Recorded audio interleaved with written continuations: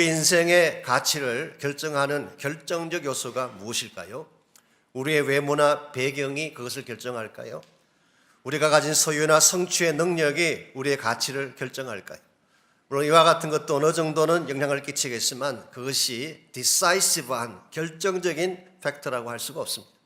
한국의 어떤 분들은 명품을 들고 다니면 그것이 우리 인생을 가치 있게 만든다 그렇게 생각을 하고 값비싼 명품을 들고 다니지만 우리가 손에 들고 있는 명품이 우리 가치를 높여줄까요? 그렇지 않습니다. 누가 들고 다니냐가 더 중요한 것입니다. 제가 오늘 목사님들과 같이 식사하는 자리에 있는데 우리 집사람에게서 전화가 왔어요. 아시다시피 저는 스마트폰이 없지 않습니까? 그래서 이것 꺼내가지고 받았어요. 그래서 구식, 정말 앤틱, 박물관에 가야 확인할 수 있는 이 무전기 수준의 전화를 갖고 전화를 받았더니 그 목사님들이 뭐라고 했을까요? 비웃었을까요? 저를 깔보았을까요? 아닙니다. 은혜가 된대요. 교인들이 보면 참 좋아할 거래요. 우리 성도님들은 목사가 좀 힘들게 살거나 어렵게 살아야 좋아하는 경향이 계시지 않습니까? 교인들이 보면 참 은혜를 받고 좋아할 거래요. 여러분들 우리가 가지고 있는 물건이나 우리가 지니고 다니는 그 어떤 것이 우리 인생의 가치를 결정하는 것이 아닙니다. 내가 누구인가가 중요한 것입니다. 우리의 외형이나 외모가 어떠하든지 우리 안에 하나님께서 살아계시면 가치 있는 인생인 줄 믿습니다. 하나님 여러분과 저를 창조하실 때에 그분의 형상을 우리 속에 새겨두셨고 이 하나님의 형상이 우리 인간의 존재 가치를 극대화시키고 가장 아름답게 만드는 것입니다. 이런 측면에서 우리 인생을 정말 가치 있게 존귀하게 만들려면 우리의 창조자이신 하나님을 바르게 만나야 됩니다. 하나님이 우리 인생의 시작자가 되시고 그분이 우리 인생의 주인이 되실 뿐만 아니라 우리 인생의 마지막을 평가하실 최후의 질문자이시기 때문에 하나님과의 관계가 바로 될 때 우리 인생의 존재 가치가 회복되고 우리 삶의 방향이 바르게 진행되는 것입니다. 이런 측면에서 이 땅을 살아가고 있는 여러분과 제가 하나님 안에서 바른 자아를 발견하고 하나님이 기뻐하실 건강한 존재로 살아가는 것은 굉장히 중요한 것입니다. 오늘 수많은 그리스도인들이 크리스찬이라는 이름은 갖고 살지만 자신의 신분에 합당한 삶을 추구하지 못하기 때문에 세상 따라다니고 세상 평가 따라 울기도 하고 웃기도 하는 그런 현실을 보게 됩니다. 이 세상이 어떠한 방향으로 흘러가든 여러분과 저는 하나님의 백성이기 때문에 세상을 따라 흘러가기보다는 하나님을 따라 믿음으로 살아가야 할 줄 믿습니다. 우리가 어떻게 할 때에 이 혼탁한 마지막 시대에 세상 따라 물결 따라 떠내려가는 인생이 되지 않고 하나님을 따라 바르고 가치 있게 사는 인생이 될 수가 있을까요? 오늘 같이 봉독한 이 본문을 통해서 이것을 함께 나누어 보려고 합니다. 오늘 같이 그 본문에 보시면은 혼탁한 세태 속에서도 하나님의 자녀답게 살 수 있는 몇 가지 비결을 오늘 본문이 우리에게 소개합니다. 오늘 같이 이 말씀은 지난 주일 말씀에 이어서 마지막 시대의 징조를 바울이 계속해서 설명하고 있습니다. 지난주에 잠깐 소개해드린 것처럼 예수님께서 재림하시기 전에 마지막 시대가 되면 최소한 두 가지 영적 현상이 선행될 것이라고 했습니다. 첫 번째가 배교의 현상, 즉 믿음을 떠나는 현상이죠. 진리를 떠나가고 하나님을 떠나가는 현상, 이미 이 시대에 이것은 일어나고 있습니다. 두 번째 현상은 예수님 오시기 직전에 멸망의 아들이 출현한다, 즉 적그리스도가 출현할 것을 말씀드렸습니다.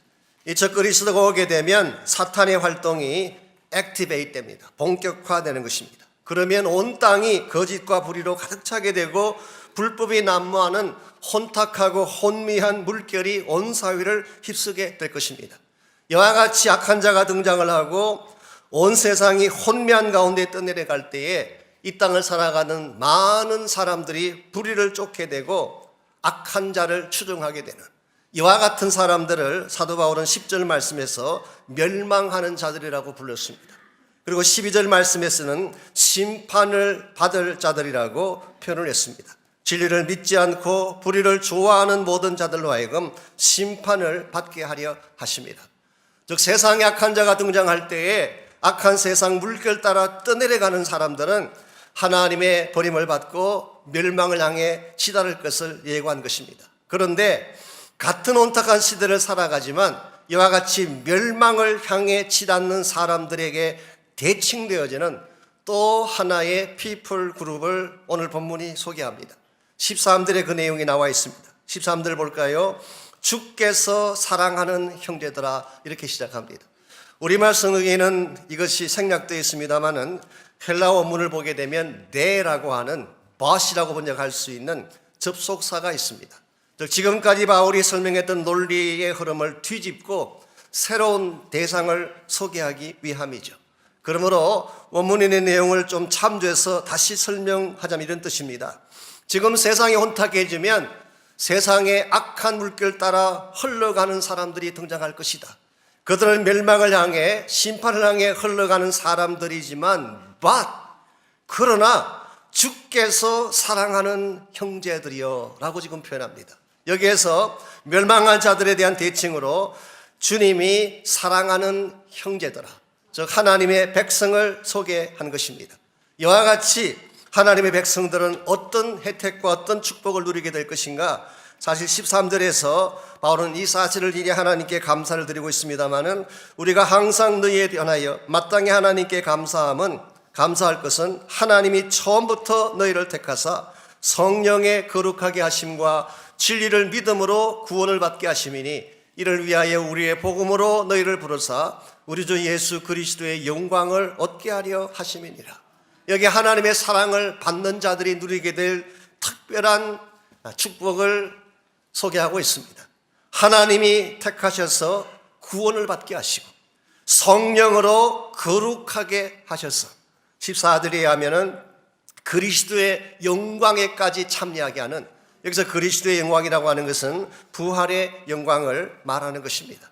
이 말씀 속에 우리가 흔히 이야기하는 이 구원의 세 가지 측면이 다 소개되고 있습니다. 칭의의 사건, 성화의 사건, 영화의 사건.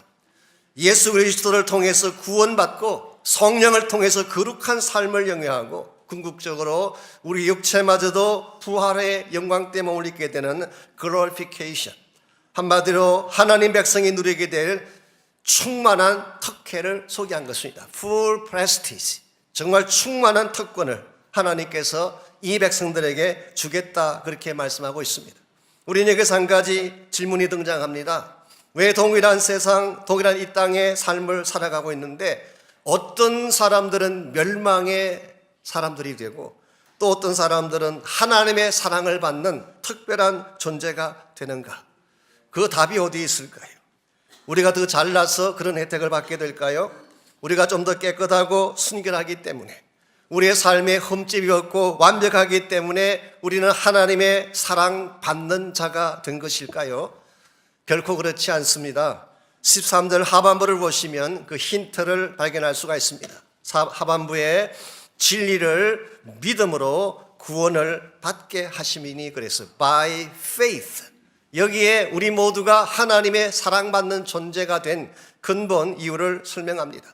믿음으로 하나님의 자녀가 되었기 때문에 우리의 출신이나 우리의 가진 태생적인 장단점에 상관없이 우리는 beloved by the Lord, 하나님의 사랑받는 존재가 된다는 것입니다. 여러분과 제가 예수 그리스도를 통하여 하나님의 자녀가 되는 순간, 그 순간 우리의 신분이 변합니다. 추악하고 누추한 가운데 멸망을 향해 나아가던 우리의 신분이 하나님 안에서 누리게 될 큰 축복의 영광된 신분으로 바뀌어지게 되는 것입니다. 여기서 오늘 성령이 약속하고 있는, 소개하고 있는 대단히 중요한 크리스찬 삶의 본질이 아닐 수 없습니다. 이런 측면에서 예수를 믿는 여러분과 저는 하나님 안에서 특별한 존재인 줄 믿습니다. 세상 사람들은 우리를 어떻게 볼지 모르지만, 함부로 보고 깔보고 멸시할지 모르지만 최소한 하나님께는 We are special. 하나님께는 우리는 특별한 존재인 것입니다. 하나님이 너무나 아끼고 사랑하는 자들이기 때문에 이것이 우리 모두가 가지게 된, 예수님 안에서 가지게 된 특별한 신분이라고 표현할 수가 있습니다. 그런데 한 가지 문제가 있습니다. 우리가 이와 같이 하나님의 은혜로 하나님의 자녀가 되는 특권을 누리게 되었는데 이와 같은 신분에 합당한 삶을 살지 못한다면 어떻게 되겠습니까? 신분은 하나님의 사랑받는 자들인데 삶의 내용을 봤더니 세상을 따라갑니다. 신부는 천국의 백성인데 물질과 탐욕에 젖어서 불법을 행하면서 악한 자의 행동을 따라합니다. 우리가 만일 신부는 하나님의 자녀임에도 불구하고 세속을 향하여 나아가게 되면 이것이 하나님께 영광이 되겠습니까?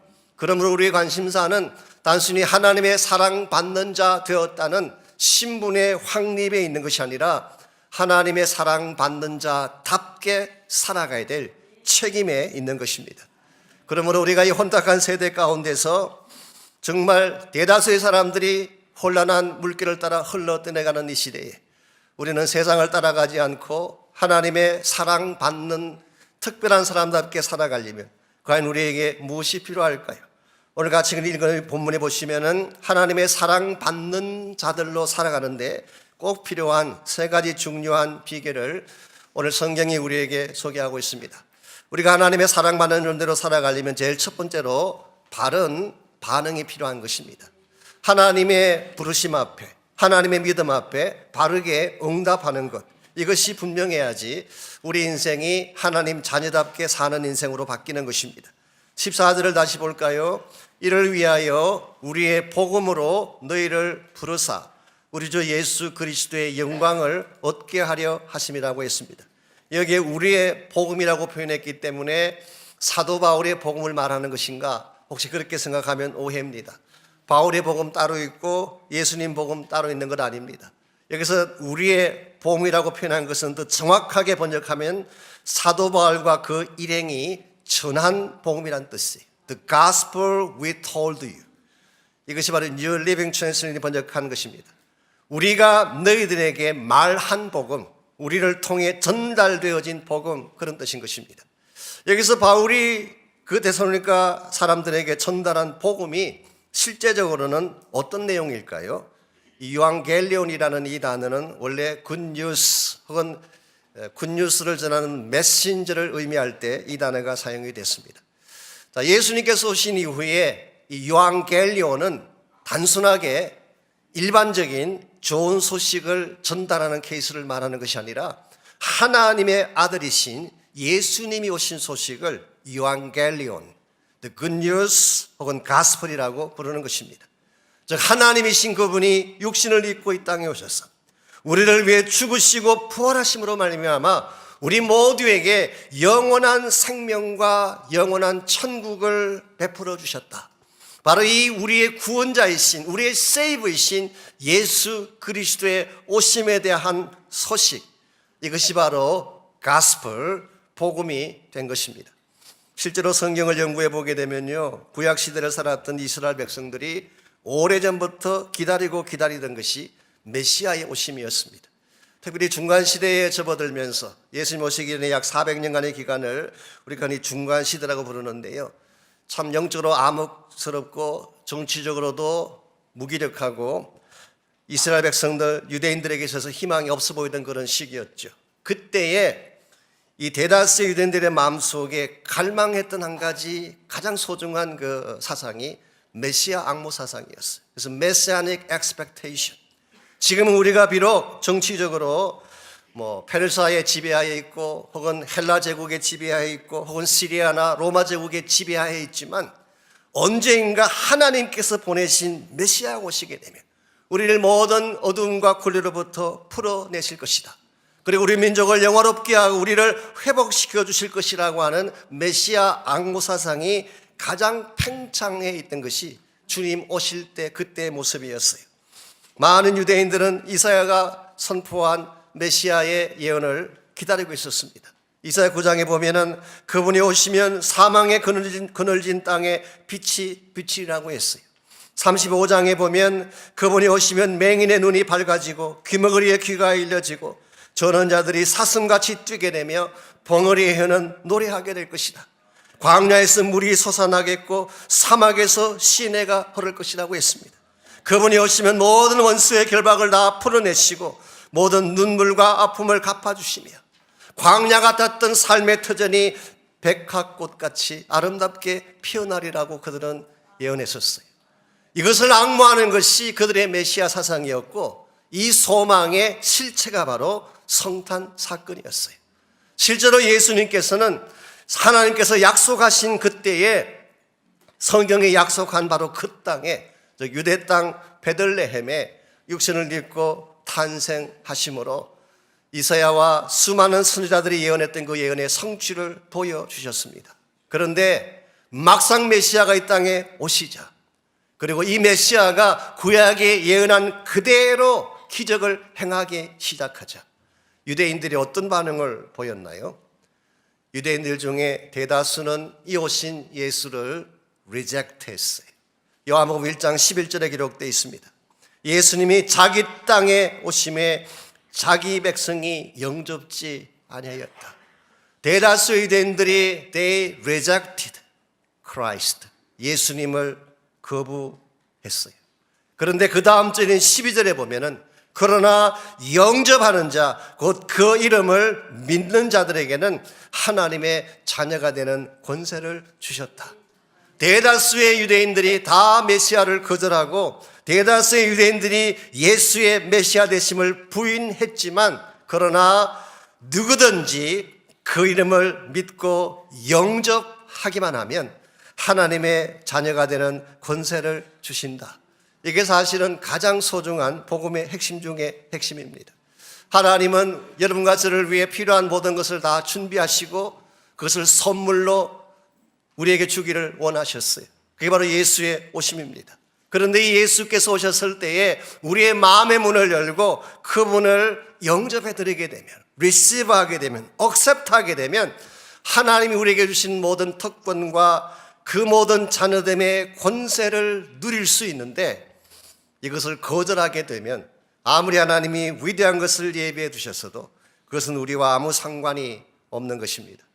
여기서 권세라고 하는 단어가 굉장히 중요한 단어입니다. 이 엑수시아라는 이 헬라말, 킹 제임스 버전에서는 파워라고 번역했어요. 이 power to become the child of God, 하나님의 자녀가 되는 파워를 주셨다, 그렇게 번역을 했는데, 그 International Standard Version이라고 하는 성경이 있습니다. 그 성경은 이것을 authority라고 번역을 했습니다. authority. 똑같은 단어가 마태복음 28장 18절에서도 사용됐어요. 이건 예수님께서 하신 말씀인데, 하늘과 땅의 모든 권세를 내게 주셨으니, 이 권세로 번역한 이 단어가 바로 똑같은 엑수시아예요. 이것도 역시 킹 제임스 버전은 파워라고 번역을 했고 다른 성경 번역본은 authority라고 번역을 했습니다. 파워가 오르냐 authority가 오르냐. 제가 지난 주간에 게이트웨이 신학교에서 이 설교학 세미나 때문에 잠깐 다녀왔는데요. 그때 저와 함께 특강을 맡으신 리드라는 교수, J.T. 리드 교수가 이 부분을 아주 재미있는 일화로 설명해 주셨어요. 파워와 authority는 비슷하지만 다른 것이다. 예를 들어서 비바람이 몹시 부는 날, 폭풍이 이는 그날 전기가 다 나가버렸어요. 이제 언덕길을 내려오는 사거리에 신호등이 한 개 있는데 당연히 신호등 불이 꺼졌겠죠. 그때 경찰 한 명이 나와서 손전등을 들고 교통정리를 하고 있습니다. 그때 언덕 위에서 큰 대형 트럭 한 대가 달려 내려오고 있어요. 그때 이 경찰이 자기 힘으로 이 트럭을 멈출 수가 있을까요? 그 거대한 트럭을 경찰 혼자 힘으로 어떻게 세울 수가 있겠어요? 슈퍼맨이 나타나면 가능하대요. 하늘에서 갑자기 슈퍼맨이 나타나면 그 트럭을 딱 가로막아서 더 이상 진행하지 못하도록 막을 것입니다. 이와 같이 하는데 필요한 것이 파워예요. 그래서 파워가 있으면 이런 대형 트럭을 막을 수가 있는 것이죠. 그런데 경찰이 왜소한 초라한 인간이 불과하지만 경찰도 이 트럭을 멈추게 할 수가 있습니다. 왜냐하면 경찰이 입고 있는 이 제복과 이 배지 뒤에는 미국 정부라고 하는, 미국이라고 하는 거대한 파워가 그 뒤에 있어요. 미국이라는 그 거대한 파워가 경찰이 입고 있는 그 배지와 제복에게 authority를 준 것입니다. 권세를 준 것입니다. 그래서 경찰 자신은 실제로는 연약한 인간에 불과하지만 그가 입고 있는 그 제복이 가진 authority 때문에 큰 대형 트럭을 멈추라면 멈춰야 되는 거예요. 차에서 내리라면 운전자가 내리고 돌아서라면 돌아서고, 이게 전부 다 authority예요. 하나님이 예수 그리스도를 믿는 순간 여러분과 저에게 주신 것이 이 authority예요. 우리 인간 자체는 미약하죠. 우리에게 무슨 힘이 있겠어요? 우리의 능력으로 불행의 트럭을 어떻게 멈출 수가 있겠어요?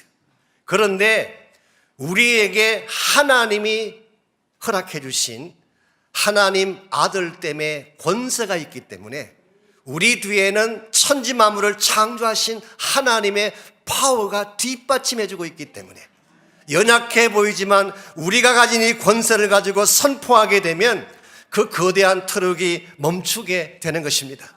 사탄이 우리를 삼키려고 저주의 트럭을 가득 안고 달려오지만 나사렛 예수 이름으로 선포하면 멈추게 될 줄 믿습니다. 두 번째로 필요한 것은 우리 삶을 펼쳐갈 바른 발판입니다. 삶의 파운데이션 혹은 삶의 런칭 패드라고 부를 수가 있습니다. 라켓을 쏘아 올릴 때 런칭 패드 있잖아요. 그것이 얼마나 깊고 넓게 있느냐에 따라서 라켓이 얼마나 높이 멀리 가느냐를 결정하는 것입니다. 우리 믿음의 삶에도 우리 삶을 지탱시켜주고 서게 하고 일어서 높이 올라가게 만드는 삶의 발판이 있습니다. 그게 바로 하나님의 말씀입니다. 15절 보겠습니다. 그러므로 형제들아 굳건하게 서서 말로나 우리의 편지로 가르침을 받은 전통을 지키라. 여기 말로나 우리의 편지로 가르침을 받은 그랬는데요. 말로나라고 하는 이 말은 사도 바울이 직접 그들에게 가서 전한 말씀을 말합니다. 이미 여러분 아시는 대로 약 3주간 동안 데살로니가 지역에 가서 in person 바울이 직접 가서 말씀으로 전파한 가르침이 있죠. 이것을 말로나라고 표현한 것입니다. 우리의 편지라고 하는 것은 바울이 그곳을 다녀온 이후에 그가 보냈던 데살로니가 전서를 말하는 것입니다. written down한 letter를 통하여서. 그래서 New Living Translation은 both in person and by letter. 그래서 말로 직접 전한 케이스건 편지를 통해 전한 가르침이건 이 두 가지의 방법은 한 가지 교훈을 담고 있습니다. 그게 바로 전통이에요. 그래서 말로나 우리의 편지로 가르침을 받은 전통을 너희가 지키라. 그때 너희들이 견고하게 굳건하게 설 수 있다고 말씀하고 있습니다. 여기서 전통이라고 하는 것이 무엇일까요? 옛날 성경은 유전이라고 했습니다. 유전. 사실 영어로 말하면 tradition이에요. tradition. 그런데 우리가 일반적으로 알고 있는 전통을 말하는 것이 아닙니다. 이것은 그리스도에 대한 전통. 그래서 우리가 흔히 말해서 크리스찬 트래디션을 말합니다. 예수님께서 살아가신 생애와 그분의 가르침에 대한 것을 담고 있는 그것이 대대로 내려오는 전성이 있었어요. 이게 초대교회 안에 이것이 있었습니다. 조금 더 설명을 드리자면 주님께서 사역을 하신 그 시기가 AD 30년경이지 않겠습니까? AD 30년경. 그런데 복음서가 기록되게 된 것은 AD 50년, 빨라야 50년, 늦게는 아마 60년 이후에 기록됐을 가능성이 많습니다. 그러면 예수님께서 실제로 말씀하신 그 기간과 그것이 기록되게 된 사이에는 약 20년 내지 30년의 갭이 있죠. 이 기간을 성경학자들은 oral period, 이 기간 동안에는 구전을 통해서 이 오랄을 통해서 구전을 통해서 예수님의 가르침이 전수된 시기이기 때문에 오랄 피리어드 그렇게 부르기도 하고 이 기간 동안에 이루어진 전통을 오랄 트래디션이라고 이야기하기도 합니다. 이것이 초대교회 안에 있었고 많은 사도들이 이것을 공유하고 있었고 그리고 사도 바울도 이 동일한 크리스천 트래디션을 받았기 때문에 바울이 직접 예수님께 배운 적은 없지만 어디를 가든지 바로 주님이 가르치신 그 전통을 그 진리의 말씀을 그런 전했고 가르친 것입니다. 하나님께서 이 사도 바울에게까지 전달되게 하신 크리스천 트래디션, 쉽게 말하면 하나님의 말씀입니다. 예수님께서 가르친 진리의 말씀을 너희들이 지키고 행함으로 그 반석 위에 설 수 있다. 그렇게 바울이 설명하고 있습니다. 오늘날 이 시대에 이 혼탁한 시대에 여러분과 제가 바르게 살려면은 말씀의 기초 위에 우리 신앙을 세워야 하는 것입니다. 한 가지 안타까운 것은 오늘 많은 사람들이 말씀을 소홀히 합니다. 말씀 대신 다른 것으로 대체하려고 해요. 심지어 하나님의 말씀이 선포되는 강단 위에도 말씀보다는 다른 것으로 대체하려고 하다 보니까 우리 성도님들이 말씀의 기초 위에 인생을 세우기보다는 세상적인 방식을 따라 살고 세상적인 가치관을 살아가는, 이것은 대단히 위험한 현실이 아닐 수가 없습니다. 오늘 세상 사람들이 성경을 외면하는 이유가 어디 있을까요? 이 성경의 진짜 가치를 모르기 때문입니다.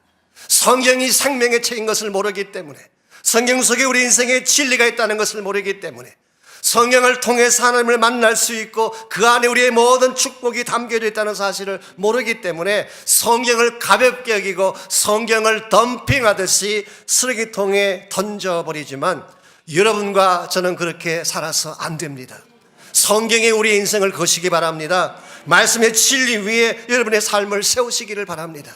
이 말씀이 우리를 붙잡게 하고 이 말씀이 우리를 가이드하게 할 때에 여러분의 인생이 견고하게 세움받게 되고, 정말 이 땅을 살아가면서 하나님 나라 백성답게, 하나님의 사랑받는 자녀답게 바르게 살 수가 있는 것입니다.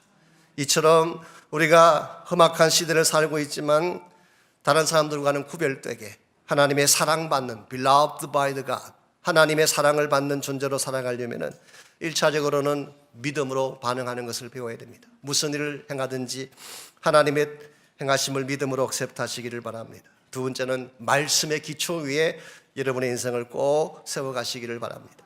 그러나 우리가 인간 편에 살 수 있는 이와 같은 시도들이나 선택도 중요하긴 하지만 이것만으로 충분하진 않습니다. 우리 인생이 정말 하나님의 사랑받는 자답게 견고하게 세움받으려면 하나님의 손길이 필요합니다. 이 바른 손길이 있어야 돼요. 우리를 견고하게 하시는 하나님의 손길, 이것이 바로 16절, 17절에 기록된 내용입니다. 사도 바울은 이와 같이 우리가 하나님의 사랑받는 자답게 살 것을 이렇게 권면한 후에 우리의 힘만으로 이것을 감당할 수 없음을 누구보다 잘 알기 때문에 16절, 17절을 통해서 그 성도들에게 다음과 같은 기원의 기도를 드리고 있습니다. 16절, 우리 주 예수 그리스도와 우리를 사랑하시고 영원한 위로와 좋은 소망을 은혜로 주신 하나님 우리 아버지께서 너희 마음을 위로하시고 모든 선한 일과 말에 굳건하게 하시기를 원하노라. 우리 주 예수 그리스도와 우리에게 모든 좋은 위로, 소망, 사랑, 은혜를 주시는 그 아버지께서 우리가 행하는 모든 선한 일과 말을 굳건하게 하시기를 원하노라. 이게 바로 하나님의 굳게 하심입니다. 우리 인생의 시작자도 하나님이시지만 우리 삶을 인도하시는 분도 하나님, 그리고 우리 삶을 견고하게 만드셔서 흔들리지 않도록 우리 삶을 만들어 가시는 분도 하나님이십니다. 우리도 물론 노력을 해야 되고 힘을 써야 되겠지만 우리 힘만으로 인생 문제가 다 풀리는 것은 아닙니다. 계획했지만 계획이 틀어지기도 하고 바로 살고 싶었지만 바로 살지 못하는 경우도 있습니다. 나의 결심은 하나님을 향해 나아가는 것이었지만 또 미혹에 넘어지고 유혹 가운데 쓰러지는 경우도 흔히 볼 수가 있습니다.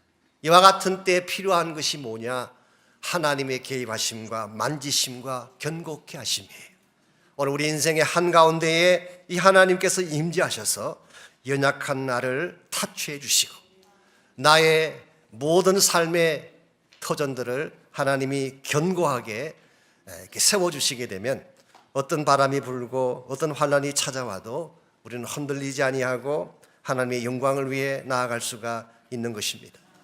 설사 여러분이 최악의 케이스까지 내려가고 여러분의 힘과 능력으로 도저히 빠져나갈 수 없는 그런 상황을 혹시 경험한다고 할지라도 하나님께로 나아가서 그분을 붙들게 되면 그분이 다시 회복하시고 여러분을 세워주십니다.